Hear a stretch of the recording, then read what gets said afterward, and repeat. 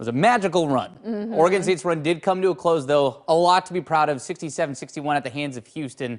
We got to talk to some of the experts here. Not that we're not, but we got to talk to somebody who's really got it figured out. Dialed in. That is what our guest is right now. Let's bring in Lindsay Schnell, USA Today's national correspondent on higher education. She's covered Oregon State athletics, had a finger on the pulse of what's happening in Corvallis for the better part of 2 decades. Lindsay, thank you so much for being here. It's so wonderful to see you both. Since we're not in a gym together, I like that we can be on Zoom around each other. That feels like forever ago, but it is great to see you virtually right now, and there's no one else who can give us better historical context on this Beavers run. What does a run of this caliber mean for Oregon State basketball?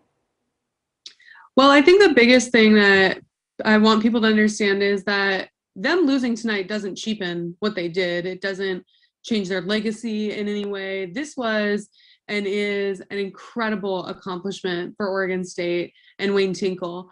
And I think we're going to see it pay a lot of dividends. This is huge on the recruiting trail, you guys, to be able to walk into kids' homes and say, hey, we went to the Elite Eight with a bunch of 2 and 3 stars. Imagine what if you, a 4 or 5 star, came to Corvallis, let us invest in you, let us make you better. That's going to be huge. Boosters like to see wins. That usually helps them pull out their pocketbooks. I'm curious to see what the financial implications are for this. I think the biggest thing is going to be that Wayne Tinkle needs an extension and needs a raise. One thing that's really interesting that I found out from the Oregonian is all the Oregon State coaches gave up their bonuses this year because of COVID. So Wayne Tinkle needs even more of a raise, I think, because he's not getting bonused for his success in the NCAA tournament. I think a long extension is in order. I'm a big believer in give him the Mike Riley lifetime contract, especially after this run of success. They obviously already have a beautiful practice facility. I don't think that that's going to change. I don't think it needs to be made better. The upgrades that you talk about with Gill Coliseum are going to be more cosmetic than anything else because you don't want to lose the old school feel of it. But this is going to put Oregon State on the map in the same way that the 2001 Fiesta Bowl win did.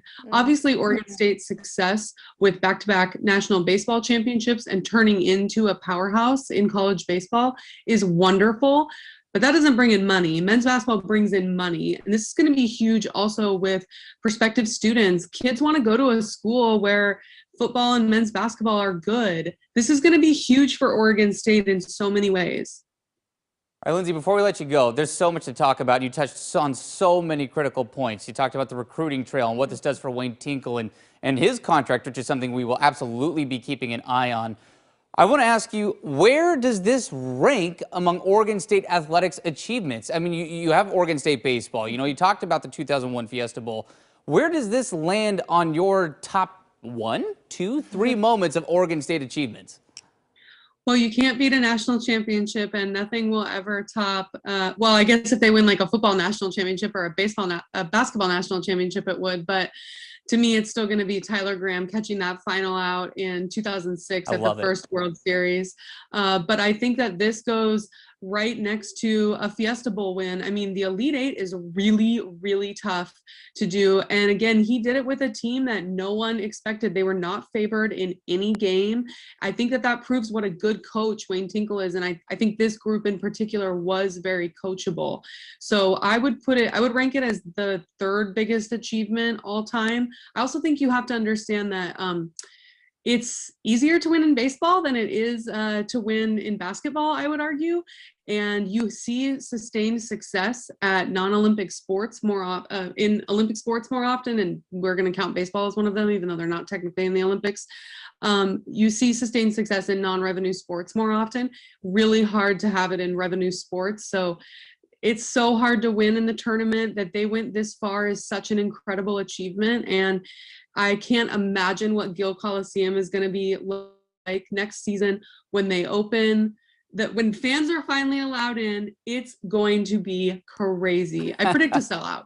That place pops. I know we all know that, but that place pops when it's packed. Lindsay, thank you. I know you're busy. Gonna get them on that.